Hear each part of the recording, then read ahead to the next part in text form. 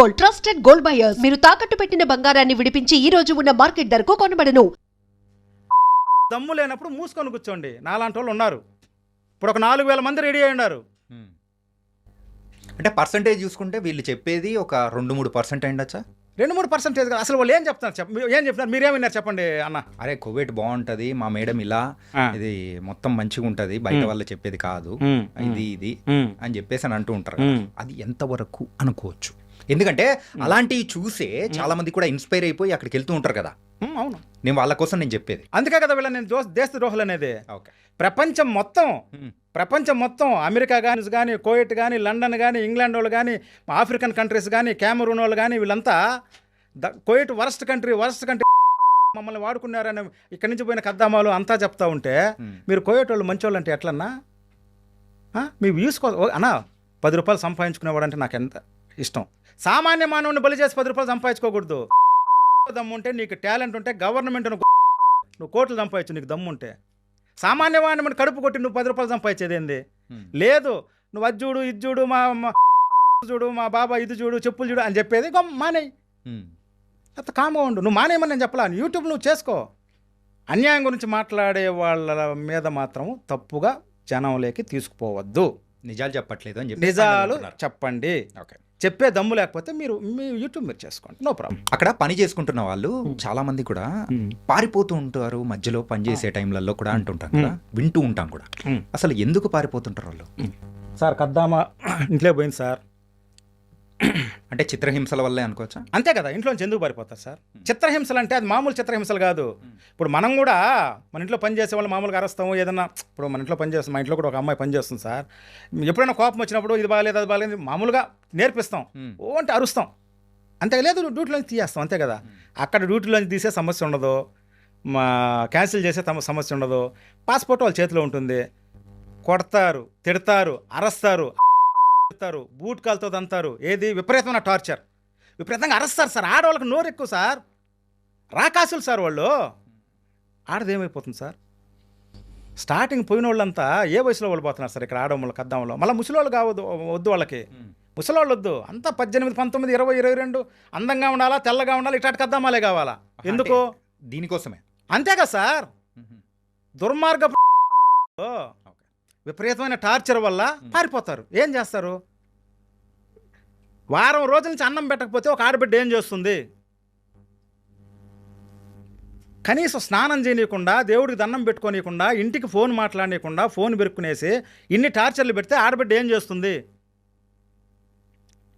ఎకరాల లాంటి ఇల్లు కింద పైన ఫస్ట్ ఫ్లోర్ సెకండ్ ఫ్లోర్ అంతా తుడవాలా, కడగాల, ఎక్కి దిగాల.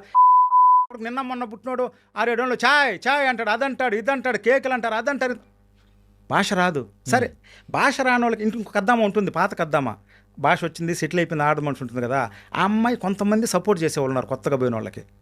వాళ్ళు కూడా పుల్లలు పెడతారు మనోళ్ళే మేడం అయిపోతుంది అనమాట కొత్తగా వచ్చిన వాళ్ళకి. వాళ్ళు కూడా ఆడుకుంటారు. కోవిడ్ వాళ్ళకి అబద్ధాలు చెప్తారు, సరిగ్గా పని చేయడం లే, పనుకో ఉన్నది, నిద్రపోతుంది సార్. కొత్తగా పోయిన మనిషికి తల్లిదండ్రుల మీద, బిడ్డల మీద, మొగుడు మీద దిగులు, కొత్త దేశం, కొత్త ఇల్లు, భాష రాదు, విపరీతమైన పని. ఎట్లుంటుంది సార్ మైండ్? చూస్తారు. ఏదో ఒకరోజు ఈ లోపల ఎవరో ఒకడు నాబోటి పరుంబోకు నా కొడుకు ఒకడు తగులుతాడు. ఎవడు? మగోళ్ళు. నీకెందుకు, నేను చూసుకుంటా వచ్చి. వాడికి సెక్స్ కావాలి. అక్కడ ఉన్నారు మనోళ్ళు, ఇంట్లో డ్రైవర్లకు పనిచేసేవాళ్ళు, వాళ్ళు ఉంటారు కదా, వాళ్ళతో కాంటాక్ట్స్ ఉంటాయన్నమాట. వాళ్ళు ఏదైనా జమియాలకు పడిపోతూ వస్తూ ఉంటారు కద్దామాలు. కష్టం, ఏడ్చుకోలేక నవ్వలేక ఆడ జమియా కుబుస్దాను అవిదాని ఆడవాళ్ళు పడిపోతా ఉంటే వాళ్ళని గోకుతారు. నీకెందుకు వచ్చే, నేను చూసుకుంటా, బయట వస్తే ఇంత సంపాదించుకోవచ్చు. మధ్యలో ఒక లవ్ యూ అని ఒక మాట పడేస్తారు. నువ్వంటే నాకు ఇష్టం, నువ్వు చచ్చిపోతా, నువ్వు లేకపోతే చచ్చిపోతా. కష్టంలో ఉన్న ఆడబిడ్డ ఏమైపోతుంది సార్? ఒక ఆసరా చూపించామంటే ఇంకా అటువైపు మల్లుతుంది కూడా. అప్పుడప్పుడు పోవడం, మాలియా నుంచి పోయేటప్పుడు మన ఇండియా ఒక 2 సంతూర్ సోపులు ఇవ్వడం, అప్పుడప్పుడు పోయిన ఒక 2 లడ్లు ఇవ్వడం, ట్రాప్ చేయడానికి. పారిపోతుంది ఏదో ఒక రోజు. ఏం లే, పాస్పోర్ట్ లే, కాగితాలు లే, ఏం లే, కట్టుబట్టలతో పారిపోయే వాళ్ళు ఉన్నారు. లేదు, ఎవడూ తగలలేదు, ఈ కష్టం నుంచి బయటపడితే చాలరా దేవుడా, మక్ఫర్కి పోదాం, పోలీస్ స్టేషన్కి పోదాం, లేదా ఎవడో ఒకటి దగ్గర ఏదో వేరేంట్లో చేసుకుందాం, నైట్ పారిపోయే వాళ్ళు ఉన్నారు. చెత్త పడేసేదానికి బయట వచ్చినప్పుడు పారిపోయే వాళ్ళు ఉన్నారు. డెలివరీ బాయ్లు వచ్చినప్పుడు వాళ్ళతో కూడా నెంబర్లు తీసుకొని డెలివరీ లింక్ పెట్టుకొని వాళ్ళతో కూడా ఇచ్చేసి పారిపోయే వాళ్ళు ఉన్నారు. ఎవరినో ఒకరిని సెట్ చేసుకుని మ్యాక్సిమం పారిపోతారు. ఓకే. కష్టం పడలేకనే ఎవ్వరు తప్పు చేయాలని పారిపోరు, ఎవ్వరు అక్కడికి పోయేసి ఇంకొకరితో కాపురం చేయాలని పారిపోరు ఆడబిడ్డలో, టార్చర్ తట్టుకోలేక. దీనికి అంతటి మన వాళ్ళు ఏ తప్పు చేసినా, వ్యభిచారం చేసినా, దొంగతనం చేసినా, సారాయి గాంచినా, సారాయి దాగినా, పేకాటాడినా, వీటికన్నిటికీ కారణం కువైటోడే అంటా నేను. సార్ అక్కడ బ్యాడ్ హ్యాబిట్స్ అనేవి కూడా ఎక్కువ ఉండవు అసలు, తాగినా కానీ ఏదైనా కానీ ఇవన్నీ చట్ట విరుద్ధము, కువైట్లో ఇవన్నీ కుదరదు. సో ఒకవేళ చేస్తే మరి శిక్షలు కూడా చాలా తీవ్రంగా ఉంటాయి అని చెప్పేసి కూడా వింటూ ఉంటాం కదా, మరి దీనికి మీరేమంటారు? పేకాట, మట్కా, సారాయి, మందు, గంజాయి, దగ్గుమందు, ట్రెమడోల్ ట్యాబ్లెట్లు, బ్రౌన్ షుగరు, ఇంకా కొకైను, ఇంకా ఎన్నో రకాల డ్రగ్స్కు వాడే ట్యాబ్లెట్కి మించిన ట్యాబ్లెట్లు, చైనా నుంచి తెప్పించుకుంటారు. అమ్మాయిల మాదిరా, అబ్బాయిల మాదిరా. ఇంకా పచ్చిగా చెప్పాలరా అంటే ఆడవాళ్ళు టాయ్స్ తెప్పించుకుంటారు, మగోళ్ళు ఏమి లేవు చెప్పు సార్. కువైట్లో లేనిదేంది? నేను ఒక స్మగ్లర్స్తో తిరిగినోడుగా, ఒక స్మగ్లింగ్ పనులు చేసినోడుగా, ఏమేమి బయట దేశం నుంచి కువైట్కి వస్తాయనేది నాకు తెలిసినంతగా మన ఇండియాలో ఎవరికి తెలియదు. ఓకే, అంటే లీగల్గా కాదు, మొత్తం ఇల్లీగలే. కువైట్ వాళ్ళు చేసేది డ్రగ్స్ అవంతా వదిలేయండి, మనోళ్ళు చేసేది పేకాట ఆడతారు. పేకాట ఒక అపార్ట్మెంట్లు రూములు తీసుకొని ఆడి ఉన్నారు. ఇన్ని డబ్బులు, ఎంట్రీ ఫీజు ఎంత, 1000 రూపాయలు, 5 దినాలు 10 దినాలు ఎంట్రీ ఫీజు, లేదా ఇంత గెలిస్తే ఇంత కమిషను. కొడుకులు ఉన్నారు అక్కడ ఇక్కడ కూర్చొని ఆడేవాళ్ళు ఉన్నారు, రూముల్లో ఆడేవాళ్ళు ఉన్నారు. పేకాట ఏడు ఆడకూడదు సార్, ఆడిపోయి ఆడాలనా? ఇవన్నీ సర్వనాశనానికి కారణం. ఇవన్నీ పేకాట ఆడతారు. ఒక ఎగ్జాంపుల్, పేకాట ఆడతామని పోలీస్ రైడింగ్ అయితే 3వ ఫ్లోర్ నుంచో 4వ ఫ్లోర్ నుంచో దూకేసినాడు ఒకడు, మన తెలుగోడు. మన కడపడి దూకేసి కాలు ఇరిగిపోతే వాడు అట్లా ఇట్లా తిరుగుతా ఉంటే వాళ్ళ భార్యని అడిగిన, ఏమ్మా ఏంటంటే కారు యాక్సిడెంట్ ఏందని చెప్పింది. మళ్ళీ వాడి ఫ్రెండ్ చెప్పినాడు ఈ విధంగా దూకేసినాడు, కాలు ఇరిగిపోయింది అని చెప్పేసి. మంచిదేనా? మట్కా, థాయిలాండ్ మట్కా సార్, అదే 3 నెంబర్లు, 10,000 నెంబర్లో 3 నెంబర్లు వరుసగా. కానీ ఆ లాటరీ తగిలినప్పుడు ₹1 400 దినార్లు, అంటే ఒక దినారికి 400 దినార్లు, అంటే 250 రూపాయలు కానీ పెడితే ₹1,00,000. ఇది ఒక మట్కా అంటారు దాన్ని. దీనికి విపరీతంగా బానిసలు అయిపోయినారు. మాలియాకు వచ్చి చెక్కా బొమ్మ ఆడతారు, తెలుసు కదా మన కడప జిల్లాలో చెక్కా బొమ్మ, అది ఆడతారు కోసం సార్. దగ్గు తగ్గేదానికి ఇది వాళ్ళు ఒక 4-5 బాటలు తాగితే నషా.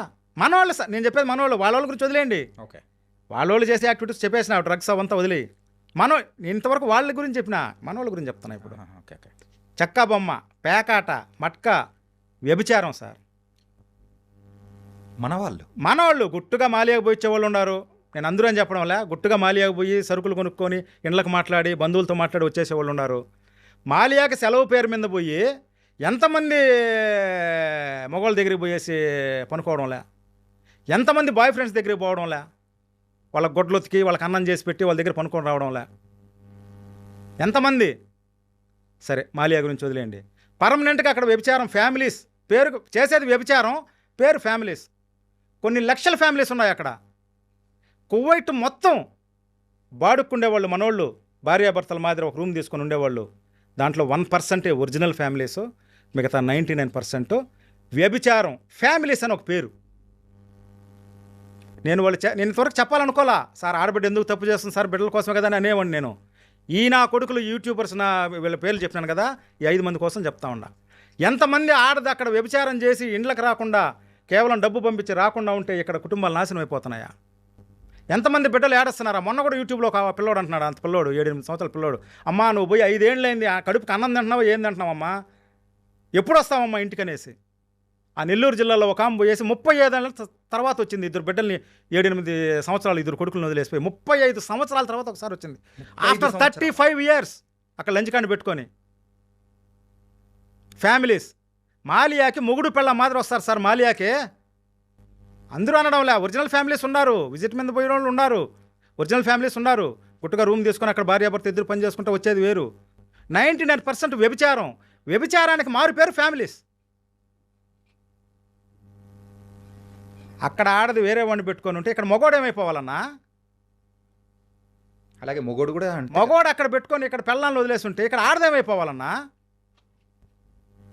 ఇక్కడ ఉండే ఆడవాళ్ళు 2-3 ఏళ్ళుగా గొమ్మనే ఉన్నారు. వాళ్ళు అది తినే అన్నం కదా, వాళ్ళు ఉప్పు కారం తినడంలా. నువ్వు పెట్టుకొని ఉన్నావు, ఇక్కడ ఒంటరిగా ఉండే వయసు బిడ్డ ఉప్పు కారం తినడంలా. ఇవన్నీ కాకుండా ఇంట్లో అత్తమ్మ టార్చరు. ఇక్కడ ఆడబిడ్డలు ఎంత నలిగిపోతా ఉన్నారన్నా వయసులో ఉండే బిడ్డలో. డబ్బేం డబ్బన్నా? ఇప్పుడు వీళ్ళ గురించి చెప్పే ముందు నేను కూడా చెప్పాలి. నేను కూడా అక్కడ 27 సంవత్సరాలు ఉన్నా, వస్తా పోతా ఉన్నా. Big big big failure man as a son, failure man as a husband, failure man as a father. నేను ఒక కొడుకుగా ఫెయిల్ అయినా, ఒక భర్తగా ఫెయిల్ అయినా, ఒక తండ్రిగా ఫెయిల్ అయినా. ఎందుకు ఫెయిల్యూర్ అని మీరు అనుకుంటున్నారు? ఎందుకంటే అంటే వాళ్ళ అవసరాలకు తగ్గట్టు డబ్బులు పంపించడం కానీ, నెలకో 2 నెలలకో వచ్చి పోవడం కానీ అన్నీ చూసుకుంటూ ఉన్నారు. మరి ఏంటి?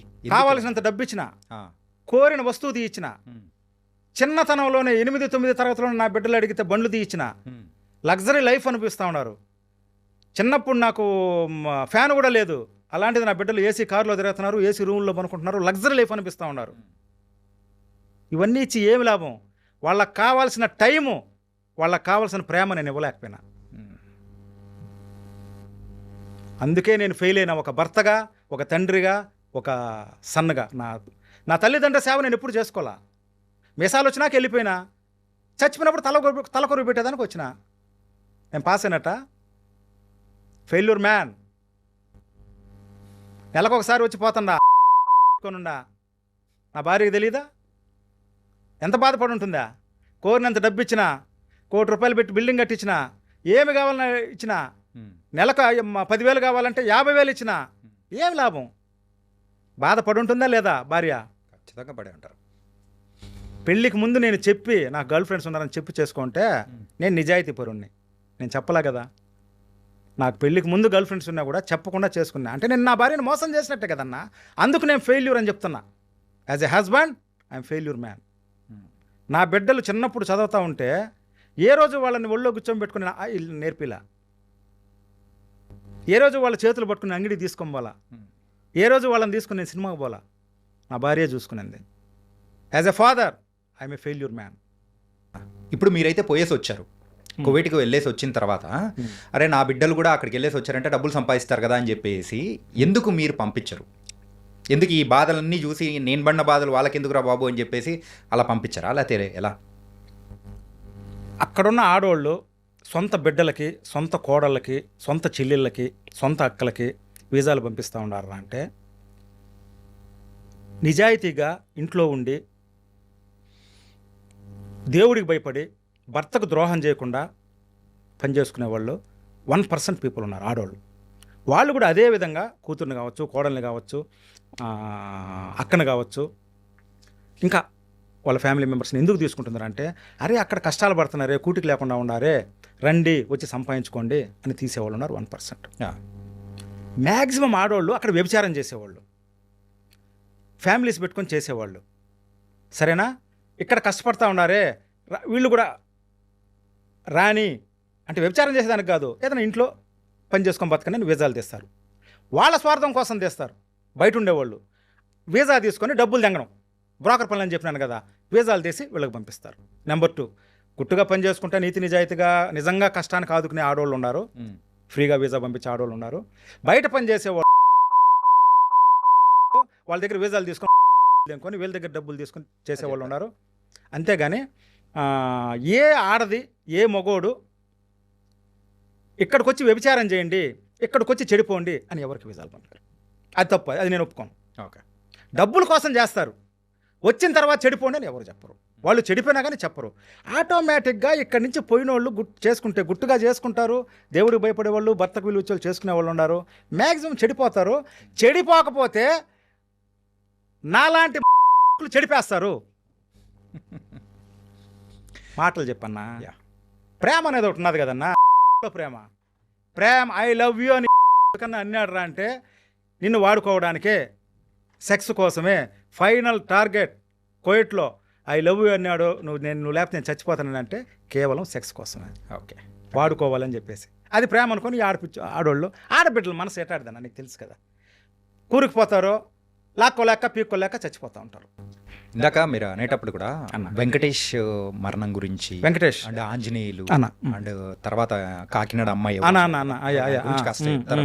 ఒక 2-3 సంవత్సరాలు జరిగినవి అంతా, ఒక సంవత్సరం ముందు 1-2 ఒక 2 ఏళ్లకు ముందు వెంకటేష్ సార్, అది చాలా ఘోరం సార్. అది వెంకటేష్ అనే అతను ఇంట్లో పనిచేసేవాడు, వాళ్ళ భార్య కూడా అదే ఇంట్లో పనిచేసేది.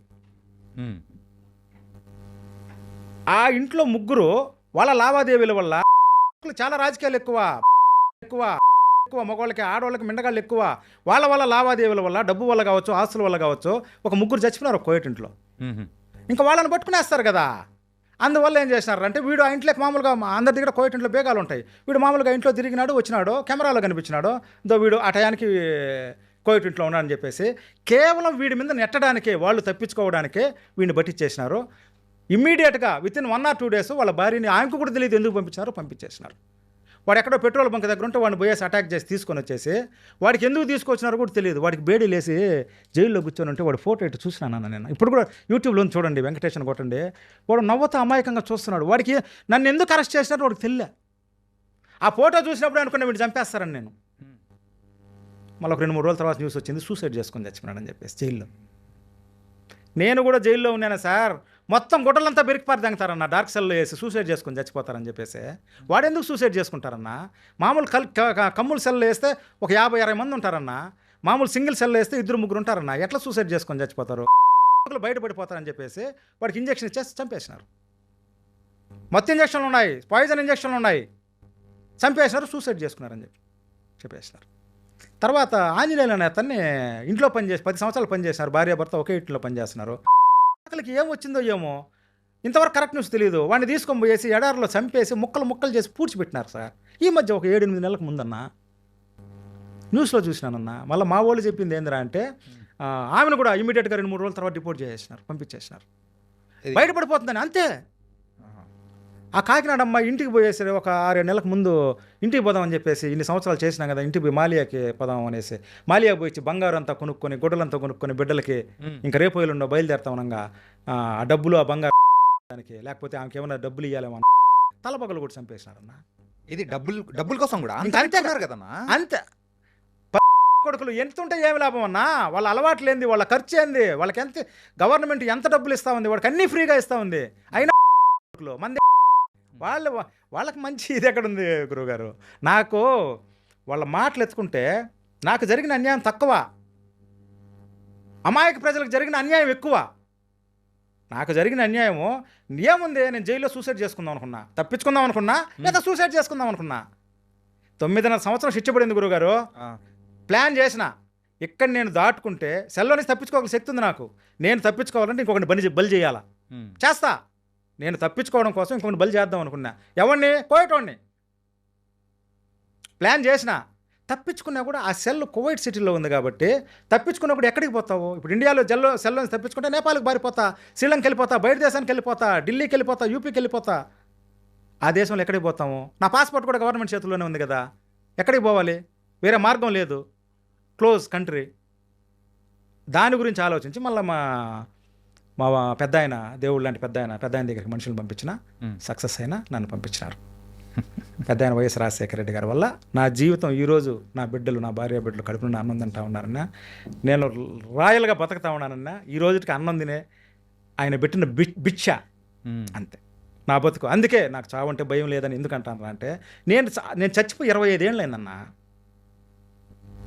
నేను చనిపోయి 25 years అయింది. 25 సంవత్సరాల ముందు నేను చనిపోయినా. ఓకే. మరి కరోనా టైంలో వచ్చేసిన తర్వాత ఇక్కడ మీరు బ్లాక్ అయిపోయి మళ్ళీ వెళ్ళలేకపోవడానికి రీజన్ ఏంటి అసలు? నేను జైలు నుంచి వచ్చింది 2000లో 25 సంవత్సరాల క్రితం జైలు నుంచి వచ్చిన తర్వాత, ఫింగర్ వేసుకుని వచ్చిన తర్వాత మళ్ళీ ఎయిర్పోర్ట్లో లంచం వచ్చి మళ్ళీ నేను పోయినా. మళ్ళీ నేను 20 సంవత్సరాలు ఉన్నా అక్కడ. మళ్ళీ నేను 2 నెలలకు వచ్చిపోయేవాడిని. నేను ఎయిర్పోర్ట్లో నేను మేనేజ్ చేసింది ఏమిలే, స్మగ్లర్లే నన్ను తీసుకున్నారు. 5 లక్షల లంచం ఇచ్చి ఎయిర్పోర్ట్లో. నా అవసరం వాళ్ళకు ఉంది కాబట్టి సరే పోయి వచ్చినాను. కరోనాలో నేను నార్మల్గా ఇంటికి వచ్చిన, అకామా ఉంది, నాకు వీసా పర్మిషన్ ఉంది, నార్మల్గా నేను ఇంటికి వచ్చినాను అంతే. మళ్ళీ పోవాలి ఒక 1-2 నెలల తర్వాత. ఈ లోపల కరోనా వచ్చింది, ఆగిపోయినాను. కరోనా అయిపోయిన తర్వాత మళ్ళీ వీసాలు స్టార్ట్ అయినాక మళ్ళీ నేను పోగలుగుంటా. ఈ లోపు నా పిల్లలు ఎదిగినారు, నా పిల్లలు పెద్దోళ్ళు అయినారు, వద్దని చెప్పినారు. ఈ కరోనాలో ఉన్న టైంలో ఇక్కడ నేను స్మగ్లింగ్ చేసిన. ఇక్కడ చేశారా? ఇక్కడ లిక్కరు కైని గుట్కా చేసినాను కదా కరోనా టైంలో. ఇక్కడ చేసినాను, భారీ ఎత్తున చేసిన. అప్పుడు మంచి లాభాలు వచ్చినాయి, విపరీతంగా సంపాదించిన. కేసుల్లో ఇరుక్కుపోయినా, కేసులు అయిపోయినాయి, తర్వాత లాస్ అయిపోయినా. 1-2 సార్లు నా సరుకు పట్టుకున్నారు, లాస్ అయిపోయినా. కరోనాలో స్మగ్లింగ్ అయిపోయిన తర్వాత కేసులు అయిపోయినాయి. కేసులు అయిపోయిన తర్వాత కరోనా పోయిన తర్వాత 2 సంవత్సరాల తర్వాత నేను డైరెక్ట్ ఎస్పీ గారికి అర్జీ పెట్టుకుందాం అనుకున్నా. నా మీద కేసులు ఉన్నాయి, కానీ నేను ఈ దేశంలో బతకలేను, సరేనా, అయిపోయింది స్మగ్లింగ్ యాక్టివిటీస్ అంతా అయిపోయింది, రేట్లు తగ్గిపోయినాయి, ఇంకేం చేయలేను. ఉంటే నేను ఇక్కడ ఉంటే ఇంకా మళ్ళీ స్మగ్లింగ్ చేయాలి వేరేది ఏదన్నా. లేదు దేశానికి కోయటుకు పోయే పర్మిషన్ ఇచ్చినారా అంటే నేను పోయిస్తానని చెప్పేసి అర్జీ పెడదాం అనుకున్నా. మళ్ళీ నీలాంటి వాళ్ళు, నా మంచి కోరేవాళ్ళు, నాతో కూడా స్మగ్లింగ్ చేసిన వాళ్ళు, వ్యాపారస్తులు, నా దగ్గర పని నేర్చుకున్న వాళ్ళంతా బాగా ఎదిగిపోయినారు. ఎందుకన్నా మేము చూసుకుంటాం, గమ్మునే ఉన్నా అని చెప్పినారు. వాళ్ళకి ఏదైనా డౌట్లు ఉంటే, ఇప్పుడు పెద్ద పెద్ద స్మగ్లర్స్ కానీ ఏదైనా డౌట్లు ఉంటే క్లారిఫై చేస్తాను, నాకు పంపించాల్సింది పంపిస్తారు. ఇప్పుడు చేస్తున్నారు ప్రెజెంట్ అది నా ఫుడ్ అది చేస్తున్నారు. ప్రెజెంట్ నేను చేయడం లేదు, ఎవరికి ఏ సహాయం కావాలన్నా చేస్తాం, ఏ వ్యాపారంలో ఏం కావాలన్నా సజెషన్ ఇస్తాను. మళ్ళీ ఇక్కడ కూడా చూడండి ఏంటంటే తప్పుకి మళ్ళీ నేను సహకరిస్తున్నాను కానీ నేను కాదు అన్నట్టు మాట్లాడుతున్నారు మీరు. నేను చెప్పేది అన్న, నేను ఇంతకుముందు కూడా చెప్పిన లాస్ట్ ఇంటర్వ్యూలోకి శివాకి చెప్పినాను, స్మగ్లింగ్ని మీరు అనుకునేది వేరు, నేను అనుకునేది వేరు. చట్టానికి విరుద్ధంగా మనం చేసేది ప్రతి ఒక్కటి చట్టం గురించి చూస్తే రోడ్డు కూడా దాటలేం గురువు గారు. నువ్వు లాని ఫాలో అయినావంటే రోడ్డు, మీ ఇంటి ముందు రోడ్డు కూడా నువ్వు క్రాస్ చేయడం తప్పు. మీరు ఆ రకంగా అంటున్నారంటే ఇంకా నేనేం మాట్లాడలేదు. అయ్యా దొంగతనం తప్పు చెప్పినాను కదా, ఆడబిడ్డలు హరాస్ చేయడం తప్పు, అది రియల్ క్రైమ్. నేను చేసేది వ్యాపారం అయ్యా. ట్యాక్స్ కట్టితే బిజినెస్ మ్యాన్, ట్యాక్స్ కట్టకపోతే క్రైమ్, స్మగ్లింగ్ ఇల్లీగల్. నేను చేసేది వ్యాపారం, ఇప్పుడు ఆ వ్యాపారం కూడా చేయడం లేదు. వ్యాపారస్తులకి ఏదైనా డౌట్ ఉంటే క్లియర్ చేస్తా. ఐఎమ్ వెల్ సెటిల్ అన్న, ఇంకెందుకన్నా దీని మీదనే ఇంక నా ఫోకస్ అంతా. ఓకే, అంతే.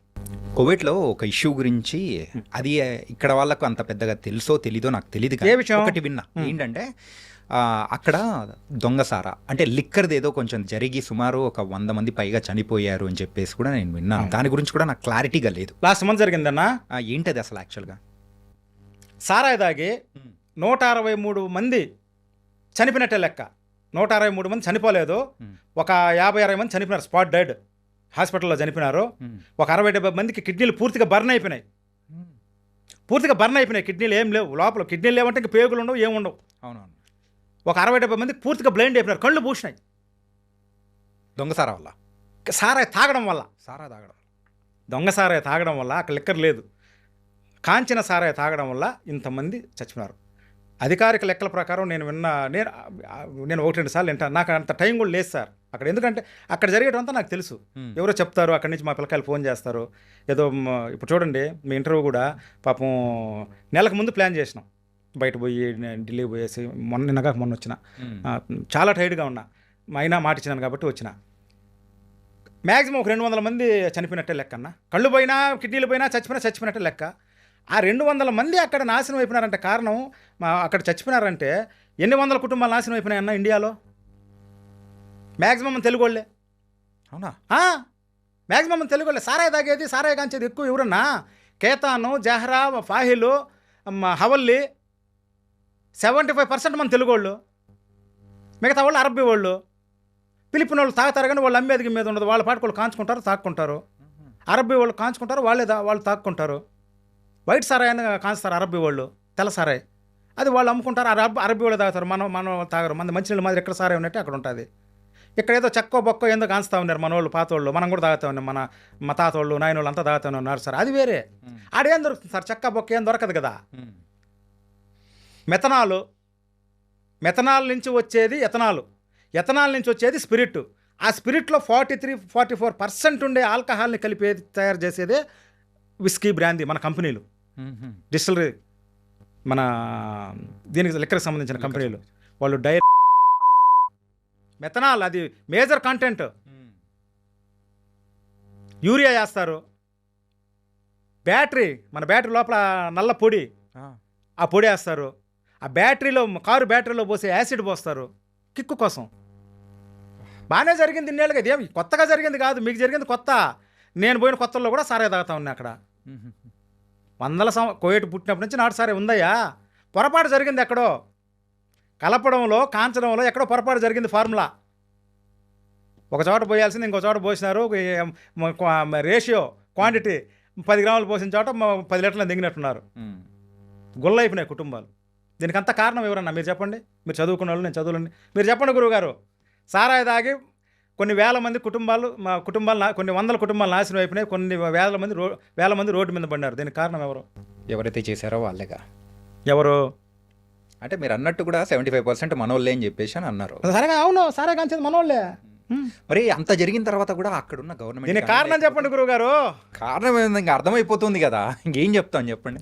తాగిన వాళ్ళది తప్పు, కాంచిన వాళ్ళు తప్పు అని మీలో అంతా చెప్పినారు. ప్రపంచం మొత్తం నుంచి కూడా నాకు మెసేజ్ చేసిన వాళ్ళు అట్లే అంటున్నారు. కానీ అది wrong. Your answer is wrong. మళ్ళీ వాళ్ళ మీద కిందకి వెళ్తారు. చేసింది మన వాళ్ళు అంటారు. కాంచడానికి కారణం ఎవరన్నా? తాగడానికి కారణం ఎవరన్నా? ఈ సుధాకుమారి, ఈ ముబారక్, ఈ కళ్యాణి, ఇక్కడ రూల్స్ చాలా స్ట్రిక్ట్గా ఉంటాయి. చాలా స్ట్రిక్ట్ అన్నారు. కాంచే అవకాశం ఎందుకు ఇచ్చినారు? సారాయి కాంచే ఎంత గబ్బు వస్తుందా? ఇన్ని సంవత్సరాల నుంచి సారాయి కాంచుతా ఉంటే తెలీదా? కానీ అక్కడ వాళ్ళకి పోవాల్సిన కమిషన్లు వాళ్ళకి పోతాయి సార్. ఇది మరి పోలీసు వాళ్ళకి కమిషన్ ఎవరా? మనోళ్ళ డబ్బులు ఎవరా? మట్కా వ్యాపారం జరిగేది తెలీదా? పోలీసు వాళ్ళకి డబ్బులు ఎవరా? వ్యభిచారం జరిగేది తెలీదా?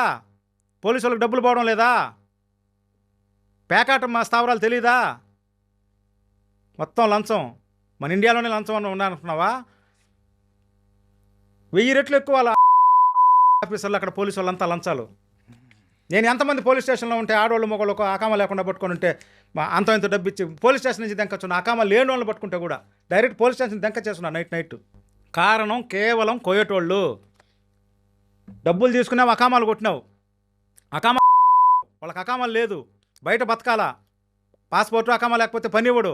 పని లేని వాళ్ళు ఏం చేస్తారయ్యా? సారాయి కాస్తారు, వ్యభిచారం చేస్తారు. వాళ్ళు తప్పేముంది? అక్కడ ఇంత రకంగా అంటే ఈ లెవెల్లో జరుగుతుంది అని అంటేనే అసలు నేను నమ్మలేకపోతున్నా. ఏంటంటే ఇప్పటి వరకు మాకు తెలిసిన కోవిడ్ కానీ సో అక్కడ రూల్స్ స్ట్రిక్ట్గా ఉంటాయని కానీ మాకు తెలిసింది ఒక one side of the coin. కానీ మీరు చెప్తున్నది చూస్తూ ఉంటే ఒళ్ళు గగురు వచ్చే అక్కడ రూల్స్ స్ట్రిక్ట్గా ఉంటే మనోళ్ళు ఇంత వ్యభిచారం ఎందుకు చేస్తున్నారు? ఇన్ని ఫ్యామిలీస్ ఎట్టున్నారు? ఇంతమంది ఎందుకు చచ్చిపోతున్నారు? ఇంత సారాయి తాగి ఇంతమంది అల్లకల్లోలం ఎందుకు అయిపోయినారు? ఇంత మట్కా ఎడ జరుగుతుంది? ఇంత ప్యాకాట్ ఎడ జరుగుతూ ఉంది? ఇన్ని క్రైమ్స్ ఎటు జరుగుతున్నాయి? ఇన్ని శవాలు ఎట్లా వస్తున్నాయి? ఇండియాలోనే కొన్ని వేల శవాలు వస్తే ప్రపంచం మొత్తం మీద ఎన్ని శవాలు పోయిండాయి? ఎంతమంది అక్కడ సూసైడ్ చేసుకొని చచ్చిపోయినారు? మనోళ్ళు సూసైడ్ చచ్చిపోవడానికి కారణం ఎవరన్నా? అవును, ఇది ఎందుకన్నా సూసైడ్స్ ఎందుకు? పని టార్చర్, పని ఒత్తిడి, జీతాలు ఈరు, రూమ్ రెంట్కు ఉండదు, తినేదానికి ఉండదు. ఈ టెన్షన్తో అక్కడ ఉంటే ఇక్కడ డబ్బులు అనే పెళ్ళాం, ఇక్కడ డబ్బులు అనే మొగోడు, ఇక్కడ పిల్లకాయలు ఆకలిని ఏడ్చా, డబ్బులు పంపిలేరు. అక్కడ డబ్బులు ఉండవు, పనులు ఉండవు. ఏం చేయాలి గురువుగారు? చస్తే చావాలా? లేకపోతే ఆడవాళ్ళు అయితే వ్యభిచారం చేయాలా? ఎవరికో లొంగాలా? మగవాళ్ళు అయితే దొంగతనాలు చేయాలా? సారాయి గంచాలా? పేకాట ఆడాలా? ఎవరిదన్నా తప్పు? మీరు చెప్పండి. ఇవన్నీ ప్రతి కోవిడ్లో ఉన్న ప్రతి ఒక్కరికి, 50 సంవత్సరాల ఎక్స్పీరియన్స్ ఉన్న ప్రతి ఒక్కరికి, పొయ్యొచ్చిన వాళ్ళకి, పెళ్ళాలని పంపించి ఇక్కడ మగవాళ్ళు ఉండే వాళ్ళకి, ఇక్కడ మగవాళ్ళు ఉండి పెళ్ళాలని పంపించి ఉండే వాళ్ళకి, తల్లిదండ్రులకి, అత్తమామలకి అందరికీ తెలుసు సార్. ఎవ్వరు నోరు ఇప్పరు. అలాగే తిని అదేదో ఎముకలు వేసుకుంటే అదేదో అంటారు కదా, మన సామెత రాయలసీమలో ఉంది, ఎముకలు తిని మెడలో వేసుకుంటే మనకే పరువు తక్కువ అనేది అంటారు కదా. అట్లయిపోయింది. ఎవరు చెప్పుకుంటారన్నా బాధ? ఈ కోవిడ్ చిల్డ్రన్ యాక్టివిటీస్ ఎలా ఉంటాయన్నా? పిల్లకాయలు తల్లిదండ్రులతో మాట్లాడేటప్పుడు, ఫ్రెండ్స్తో మాట్లాడేటప్పుడు, ఈదులో మాట్లాడేటప్పుడు ఇంతంత పొడుగు సిగరెట్లు తాగతా మాట్లాడడం వాళ్ళ స్టైల్. పిల్ల చూపించడం, మాట్లాడడం, డెలివరీ బాయ్స్కి చూపించడం, డెలివరీ బాయ్స్తో మాట్లాడడం, కోయేటోళ్ళు పెద్దోళ్ళు అయినా అంతే, పిల్లక అదొక స్టైల్ అనమాట. సరే, ఇంక వాళ్ళ యాక్టివిటీస్ అంటావా? ఎంత ఉంటాడు పిల్ల, ఇంత సిగరెట్లు తాగుతారు, డెలివరీ బాయ్స్ని కొడతారు, సైకిళ్ళు బెరుక్కుంటారు, స్కూటర్లు బెరుక్కుంటారు, ఫూ అంటారు, డ్రైవర్ల మీద, కద్దామాల మీద వస్తారు, అరస్తారు, తిడతారు. అందరూ కాదు, మ్యాక్సిమం లేరా? బస్సుల్లో ఎక్కుతారు, సిగరెట్లు తాగుతారు, డ్రైవర్లు కొడతారు, బస్సులు అద్దాలు పగలు కొడతారు, మార్కెట్లోకి వచ్చినారంటే అంగళ్ళలో చిన్న చిన్న అంగట్లో చాక్లెట్లు బిస్కెట్లు దొంగతనాలు చేస్తారు. ఒక్కొక్కటి జిద్దాసు జోబుల్లో ఇంత పొడుగు చాకులు ఉంటాయి. చాకులు కత్తులు చాకులు పెట్టుకొని ఉంటారు. రాత్రిపూట ఎప్పుడైనా మాలియాకో పాడు పోయి చాటన షాపింగ్ కాంప్లెక్స్ పోయి డ్యూటీలో పోయి వచ్చి బస్ స్టాప్లో దిగేసి నడుచుకుంటూ పోతా ఉంటే మబ్బులో పట్టుకున్నారంటే దొంగతనాలు చేస్తారు. పిల్లకాయలా పెద్దోళ్ళ కన్నా ఎక్కువ crime activities crime mind set ఉన్నాయి. ఒంటరిగా దొరికినామనుకో నీ బోటు నా బోటు దోలు తీరిపోద్ది.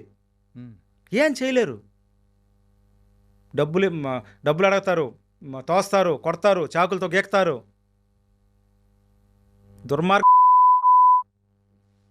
చెట్టు మంచిదైతే కదన్నా వేరు మంచిదై ఉండడం, అదేదో వేరు మంచిదే కదన్నా చెట్టు మంచిగా రావడము. అంతే కదా సార్. విత్తనం బాగుంటే క్వాలిటీగా చెట్టు వస్తుంది సార్. ఇంకా పిల్లకాయల గురించి ఇంకా ఎంతకన్నా ఏం చెప్పాలి. నాకు ఉన్నారు బిడ్డలు, వేరే బిడ్డల మీద అనవసరంగా ఎందుకు చెప్తాం సార్. మ్యాక్సిమం పీపుల్ నేను చెప్పేది కోవిడ్ వాళ్ళ గురించి కానీ మనోళ్ళ గురించి కానీ కోవిడ్ పిల్లకాయల గురించి కానీ ఇంతవరకు నేను చెప్పింది, ఇంతకుముందు నేను చెప్పేది ఏంటంటే మ్యాక్సిమం పర్సంటేజ్ ఎక్కువ 90% పైన నేను చెప్పింది. ఇది ఎవరు చెప్పుకోరు. అందరూ తలకాయించుకొని దొంగల మాదిరి ఉంటే ఎట్లా సార్ కొత్తగా పోయే వాళ్ళు ఎట్లా తెలుసుకుంటుంది? రాజకాలు ప్రపంచానికి ఎట్లా తెలుస్తాయి? ఇప్పుడు ప్రతి గవర్నమెంట్కి మీలాంటి వాళ్ళు కువైట్ బాని వాళ్ళకంతా న్యూస్లో చూసి గల్ఫ్ అరాచకాల గురించి తెలిసే కానీ యాక్చువల్ గ్రౌండ్ వర్క్ ఏందో ఎవరికి తెలుసన్నా?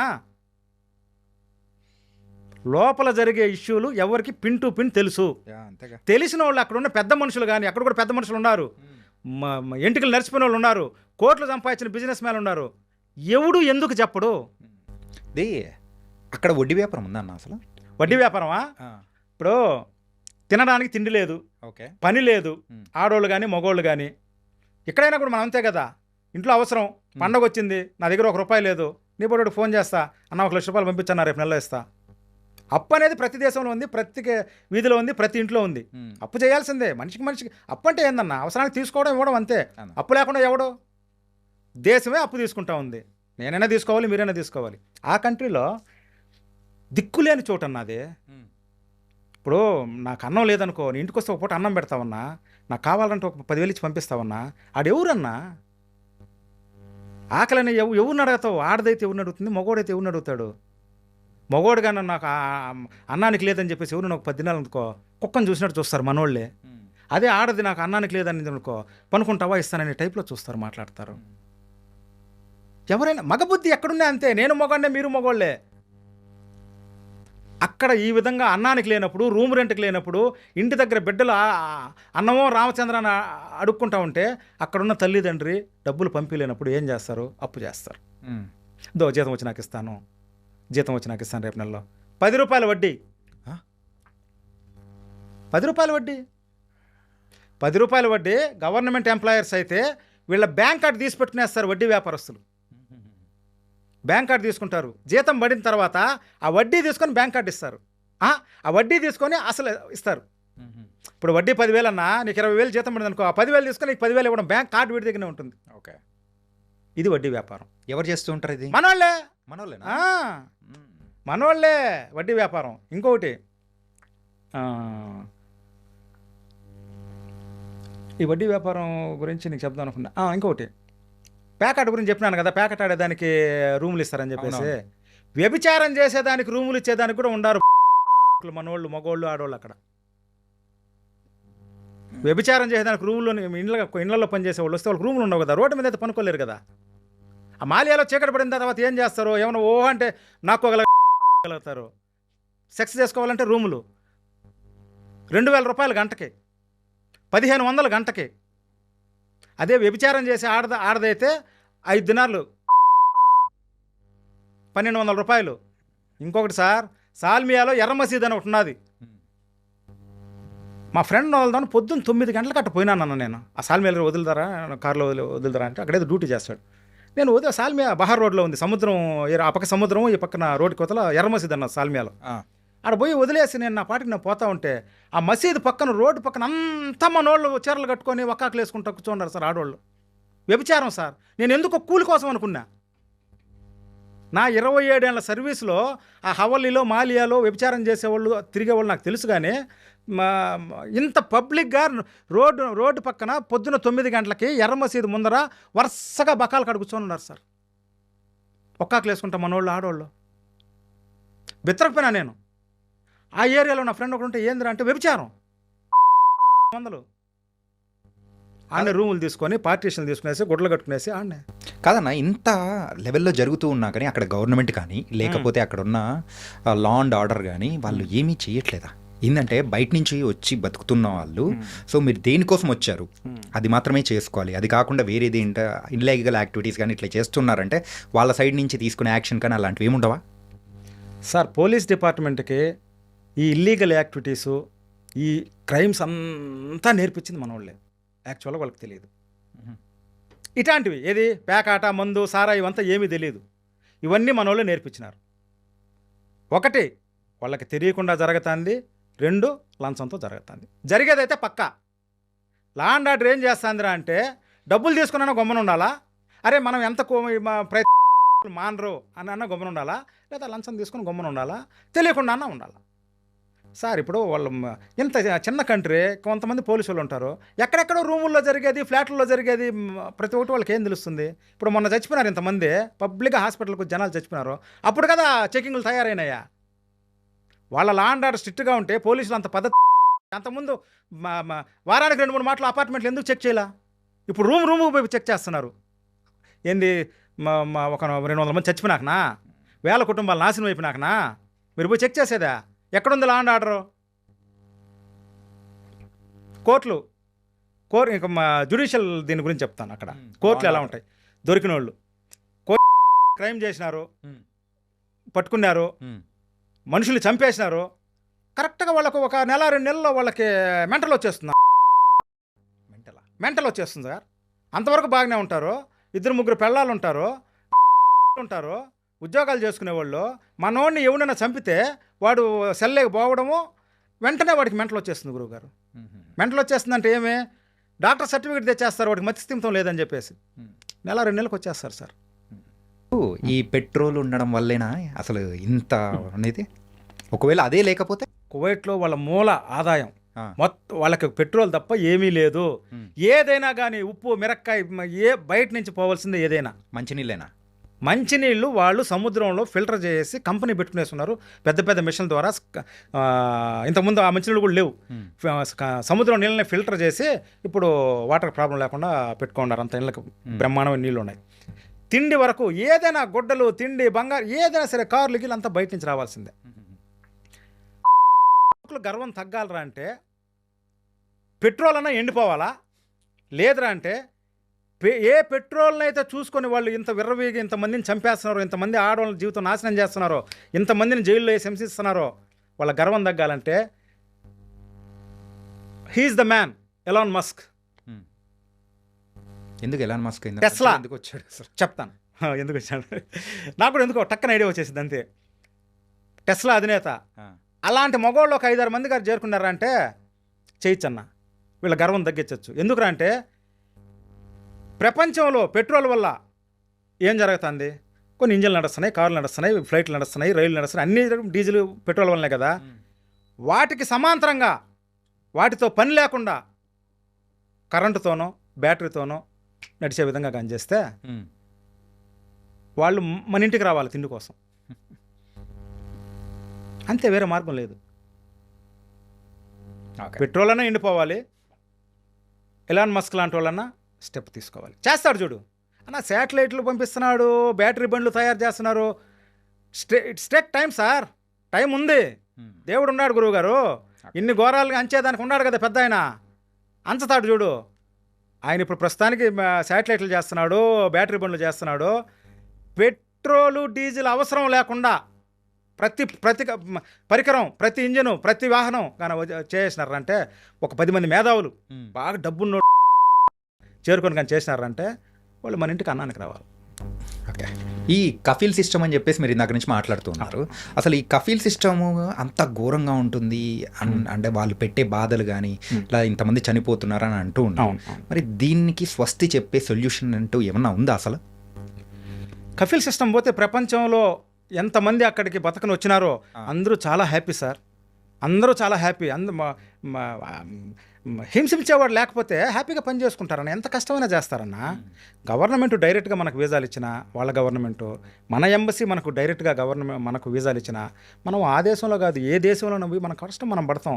ఇష్టం ఉంటే పని చేస్తాం, లేదంటే గమ్మున ఉండిపోతాం. ఇప్పుడు వాళ్ళు మన బయట దేశం నుంచి నేపాల్ వాళ్ళు ఎంతోమంది మన దేశానికి, నేను మొన్న ఢిల్లీలో 2 వారాలు ఉండే వచ్చిన, నేపాల్లో 10%, ఢిల్లీలో 10% నేపాల్ వాళ్ళు బతుక్కుంటున్నారు. ఇళ్లలో పని చేసేవాళ్ళు ఉన్నారు, బ్యూటిషియన్లుగా చేసేవాళ్ళు ఉన్నారు, హోటల్లో పెట్టుకొని ఉన్నారు. వాళ్ళకి ఏ ప్రాబ్లం లేదు, వీసా తీసుకుంటున్నారు, వస్తున్నారు, వాళ్ళకి నచ్చిన పని చేసుకుంటున్నారు, నచ్చలేదు వేరే పని చూసుకుంటున్నారు. ఇక్కడ లేదు కదా, అదే కఫిల్ సిస్టమ్.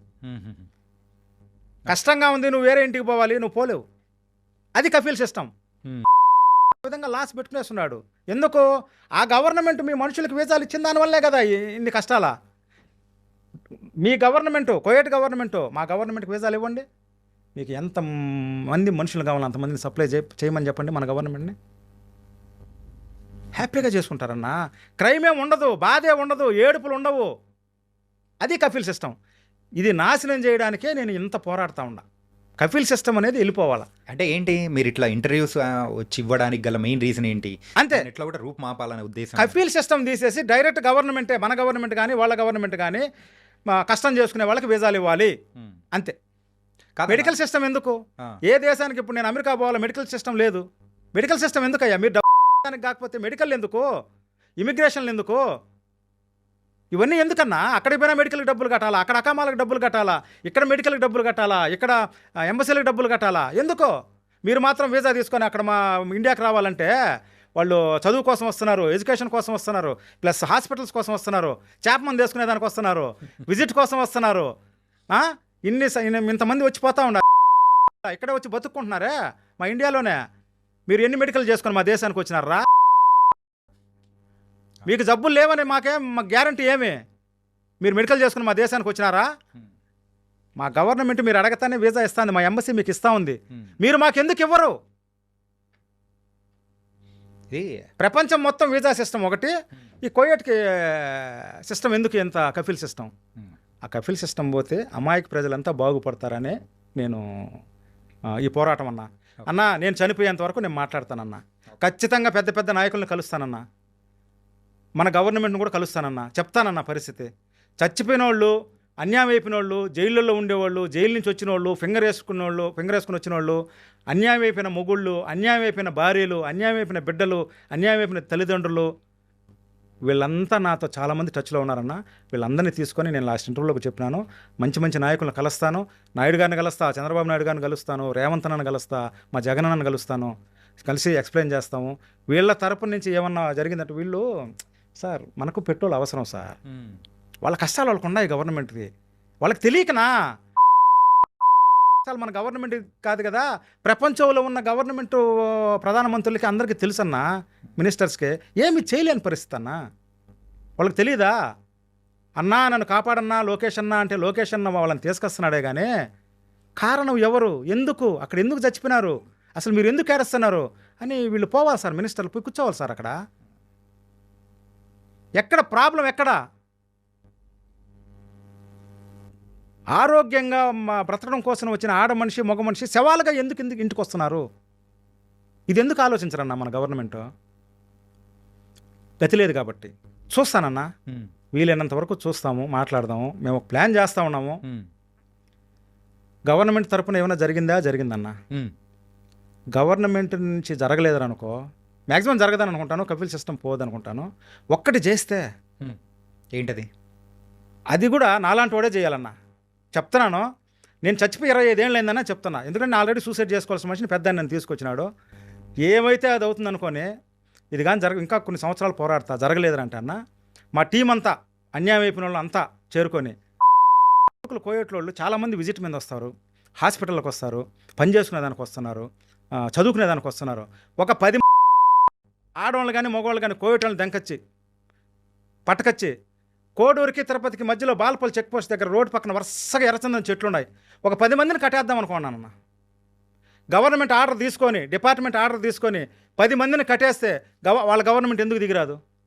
అన్యాయం అయిపోయిన వాళ్ళ దగ్గర మెట్టుతో కొట్టిస్తే ఆ గవర్నమెంట్ ఎందుకు దిగిరాదు? మన గవర్నమెంట్తో ఎందుకు మాట్లాడదు? ఇది సొల్యూషన్ కాదు. ఇంకోటి ఓకే మీరు అనొచ్చు, కరెక్టే. అవును, ఏంటంటే- ఇంకోటి చెప్తా, చూస్తాం, కట్టేస్తాం.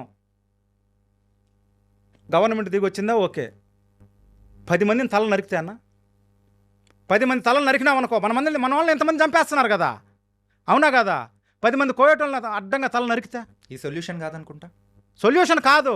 కడుపు మండినోడు చేసే వాడికి ఇదే సొల్యూషను, తెగించినోడు చేసే సొల్యూషను, నాలాంటి తెగించినోడు చేసే సొల్యూషను. నేనే నరుకుతానన్నా.